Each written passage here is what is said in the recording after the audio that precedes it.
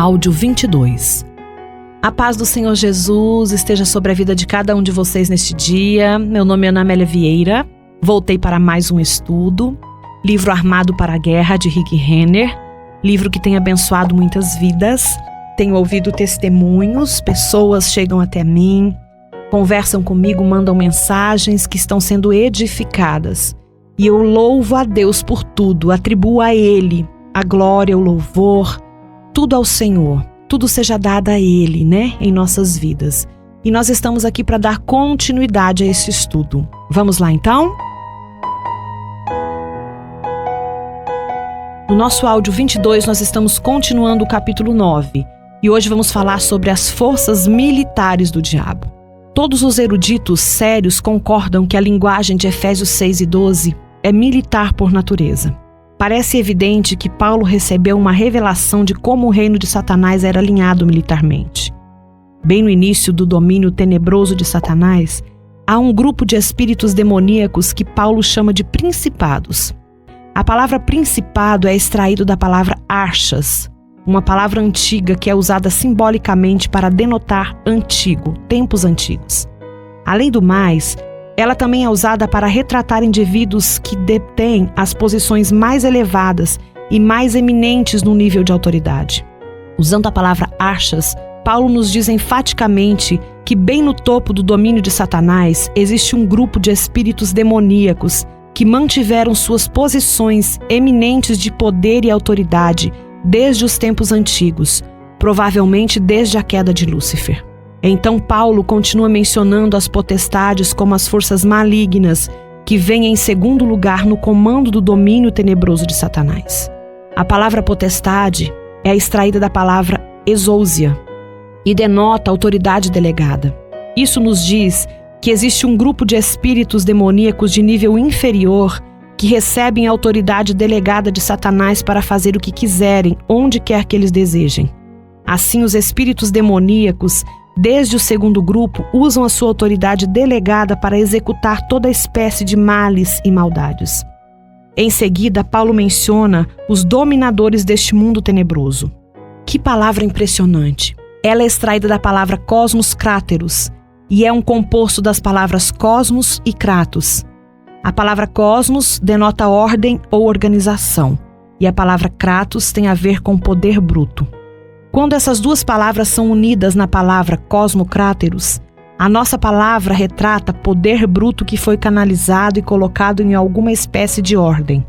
Essa palavra era usada tecnicamente nos antigos gregos para descrever certos aspectos militares. A área militar era cheia de jovens que tinham muita habilidade natural, poder bruto, por assim dizer. Para que esse poder bruto fosse eficaz, ele tinha de ser canalizado e organizado. Cosmos. Assim, os jovens soldados, com energia abundante, eram ensinados a ser submissos, disciplinados, organizados e perfeitamente ordenados. Essa é a imagem dos soldados rasos. No final, todos esses homens, com todas essas habilidades brutas, eram transformados em uma força maciça. Agora Paulo usa essa mesma ideia em Efésios 6 e 12. Usando a expressão dominadores deste mundo tenebroso, Paulo diz que o diabo lida com as suas legiões tenebrosas de espíritos demoníacos como se eles fossem tropas militares. Satanás organiza os seus espíritos demoníacos em soldados rasos, dá-lhes ordens e missões e depois os envia como tropas comprometidas em matar. É uma realidade espiritual o fato de que temos mais autoridade do que o diabo. Temos mais poder que o diabo e temos aquele que é maior vivendo dentro de nós. Certo dia, ao meditar nessas verdades, perguntei ao Senhor: se temos mais autoridade, se temos mais poder e se temos aquele que é maior vivendo dentro de nós, por que parece que a igreja está vivendo em derrota? Nunca esquecerei o que o Espírito Santo sussurrou ao meu coração. Ele disse: o motivo pelo qual a igreja está vivendo em tanta derrota é porque o diabo tem algo que a igreja não tem. Depressa eu perguntei: Senhor, o que é? Foi então que o Senhor despertou o meu entendimento à palavra de Efésios 6 e 12. A palavra cosmocráteros tomou vida em meu coração e então eu entendi. A palavra cosmos cráteros, dominadores deste mundo tenebroso, é um termo militar que tem a ver com disciplina, organização e compromisso. O diabo leva tão a sério causar danos à humanidade que ele lida com seus espíritos demoníacos como se eles fossem tropas. Ele os coloca em ordem militar e os organiza em todos os aspectos. Enquanto isso, o crente comum cheio do Espírito em geral não permanece em uma igreja por mais de um ano seguido. Sim, temos mais autoridade que o diabo, temos mais poder que o diabo e temos aquele que é maior vivendo em nós. A igreja de Jesus Cristo está carregada de montanhas e mais montanhas de poder bruto. Mas neste momento específico, esse poder está desconectado e desarticulado por um corpo ao qual falta disciplina, organização e compromisso. Como cristãos, não temos racionamento de poder, nem nos falta autoridade dada por Deus. Simplesmente temos uma grande falta de disciplina, organização e compromisso. Para mudar isso, precisamos nos dedicar com todo o vigor ao trabalho na igreja local e começar a ver a nós mesmos como tropas do Senhor. Uma vez que tenhamos alcançado a disciplina, a organização e o comprometimento que o inimigo possui em seu campo, começaremos a nos mover em direção a uma tremenda demonstração de poder de Deus. Finalmente, Paulo menciona as forças espirituais do mal nas regiões celestes. A palavra mal é extraída da palavra poneros e é usada para retratar algo que é mal, vil, malévolo, cruel, ímpio ou maligno. É significativo que Paulo deixe essa palavra grega para o final do versículo. Fazendo isso, ele nos revela o objetivo definitivo do domínio tenebroso de Satanás. Esses espíritos demoníacos são enviados da dimensão espiritual para afligir a humanidade de toda espécie de formas más, vis, malévolas, cruéis, ímpias e malignas. Praticamente todos os estudiosos famosos da igreja, do passado e do presente, concordam que temos um adversário que odeia o evangelho, detesta a presença da igreja e trabalha ininterruptamente para desacreditar na mensagem de Jesus Cristo. A entrada do diabo na vida de um crente é permitida principalmente pela negligência desse crente. Ele se esgueira para dentro dele por meio de uma área descomprometida e não renovada da mente, que é uma brecha, e depois começa a guerrear contra a mente e a carne desse indivíduo. Em lugar de nos escondermos do inimigo, precisamos voltar aos nossos olhos para as Escrituras para ver o que Deus tem a dizer sobre ele. Existem muitos nomes, símbolos e tipos para o diabo ao longo do Antigo e do Novo Testamento, cada um deles revelando um aspecto diferente da natureza distorcida e pervertida do diabo e o seu modo de ação. Nosso inimigo é conhecido como Abaddon, em Apocalipse 9:11, acusador, Apocalipse 12:10, adversário, 1 Pedro 5:8, anjo de luz, 2 Coríntios 11:14, Apolion, Apocalipse 9:11, Beuzebu, Mateus 10:25, Belial, 2 Coríntios 6:15, Diabo, Efésios 6:11, 1 Pedro 5:8 e Apocalipse 12:9, Dragão, Apocalipse 12:9, Maligno, Mateus 6:13, Homicida, João 8:44, Príncipe deste mundo, João 12:31, Príncipe dos demônios, Mateus 9:31, Príncipe das potestades do ar, Efésios 2:2, Leão que ruge, 1 Pedro 5:8, Satanás, Lucas 10:18, Serpente, Apocalipse 12:9. Esses nomes, símbolos e tipos de Satanás podem ser divididos em 4 categorias. A primeira, a inclinação destrutiva de Satanás. A segunda, a natureza pervertida de Satanás. Terceira, o desejo controlador de Satanás. Quarto, Satanás, o manipulador das mentes. Vamos ver sobre a tendência destrutiva de Satanás. Dos 17 nomes, símbolos e tipos apresentados, 2 são dedicados ao desejo insaciável de Satanás de destruir. O nome Abaddon e Apolion são usados para descrever o diabo em Apocalipse 9:11. O nome Abaddon é o equivalente hebraico para o nome grego Apolion. Os 2 nomes significam destruidor. Com referência a Satanás, Apocalipse 9:11 diz: tinha um rei sobre eles, o anjo do abismo, cujo nome em hebraico é Abaddon e em grego Apolion. Você pode ter certeza de que os espíritos demoníacos sobre os quais Satanás governa como rei possuem a mesma natureza destrutiva do seu senhor. Eles também operam de acordo com as instruções que Satanás lhe dá quando os enviam para destruir. Dos títulos dados na lista, 5 deles têm a ver com a natureza distorcida e pervertida do diabo.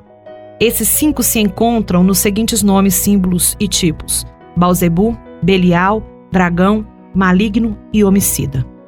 Beelzebu. O nome Beelzebu foi usado inicialmente pelos filisteus no Antigo Testamento para descrever o deus de Ecrom. Ele significa literalmente Senhor das Moscas, segundo a Reis 1, 2-6. Originalmente, ele se pronunciava Baal-Zebub.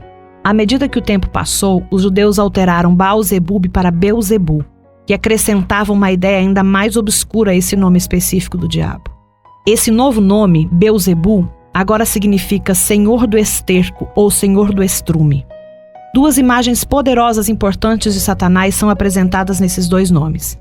Primeiramente, ele é apresentado como Baal-Zebub, o Senhor das Moscas. Ele é claramente a imagem de Satanás disfarçando-se como Senhor dos espíritos demoníacos. Obviamente, os filisteus viam os espíritos demoníacos na mesma maneira que a pessoa vê as moscas perniciosas e imundas que mordem, atormentam e irritam. Em segundo lugar, ele é apresentado como Beelzebu, o Senhor do Esterco. Acrescentando uma mudança a esse nome específico de Satanás, os judeus revelaram uma característica mais importante do diabo. Assim como as moscas perniciosas e imundas voam, o diabo e seus espíritos malignos são atraídos aos montes de estercos, ou a ambientes impregnados de carnalidade podre e mal cheirosa.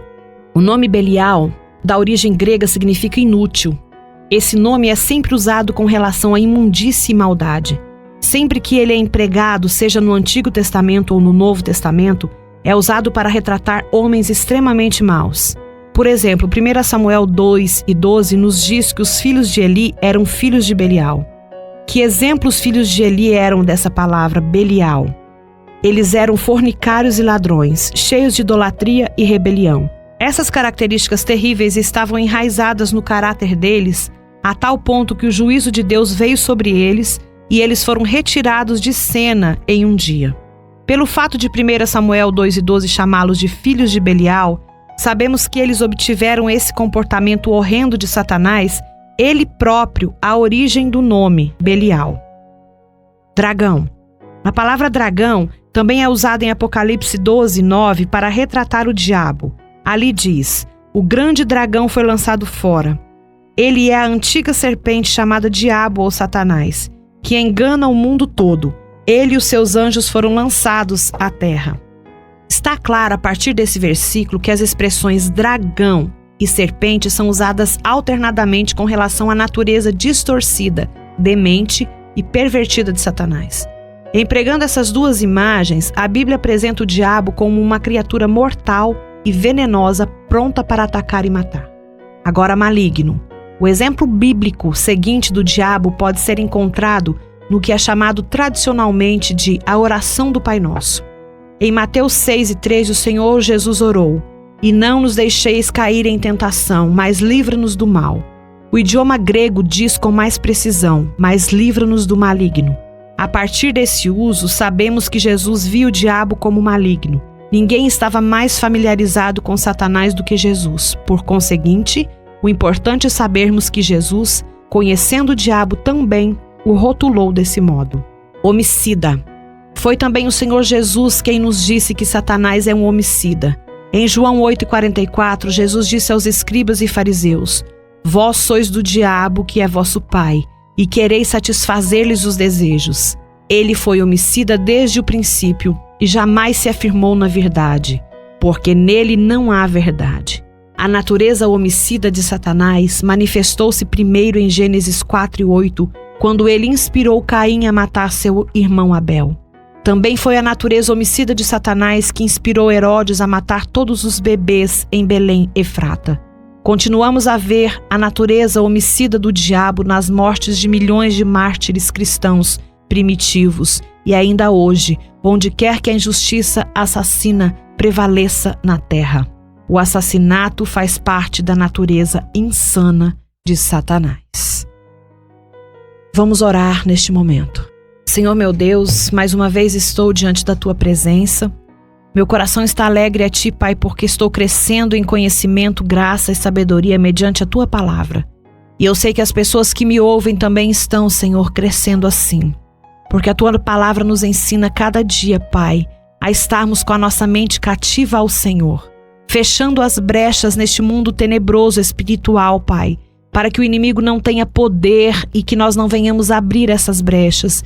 Nós necessitamos cada dia mais da Tua graça, misericórdia e do conhecimento da Tua palavra. Obrigada, Jesus, protege as nossas vidas. Eu apresento tudo que é meu à Tua presença. Tudo que leva o meu nome, tudo que tem o meu DNA, tudo que faz parte da minha vida, Senhor, é consagrado a Ti e o inimigo não tem poder de atacar. E assim eu oro, Senhor, sobre a vida de cada um que me ouve nesta hora. Tenha misericórdia das nossas vidas, porque entregamos nas Tuas mãos, no controle das Tuas mãos, em nome de Jesus. Amém. E graças a Deus. Voltamos amanhã com mais um estudo. Que o Senhor te abençoe, em nome de Jesus.